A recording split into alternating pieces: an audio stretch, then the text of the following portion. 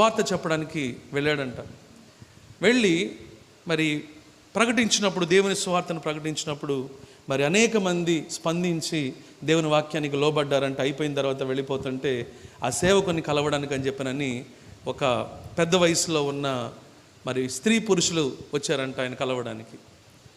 వచ్చి, అయ్యా 25 సంవత్సరాల క్రితం ఎందుకు రాలేదయ్యా మీరు అన్నారంట. ఏమిటంట, 25 సంవత్సరాల క్రితం ఎందుకు రాలేదయ్యా అంటే, ఏమైందమ్మా అని చెప్పనని ఆయన కంగారుగా అడిగాడంట. అయ్యా, మేమిద్దరం పెళ్లి చేసుకున్నాం, 25 సంవత్సరాల క్రితం చిన్న గొడవ వచ్చింది. ఆ గొడవతోటి 25 సంవత్సరాలుగా మేము మాట్లాడుకోవడం మానేసాం. ఒకే ఇంట్లో ఉంటాం కానీ వేరువేరుగా ఉంటాం. ఒకే ఇంట్లో ఉంటాం కానీ మాట్లాడుకోం.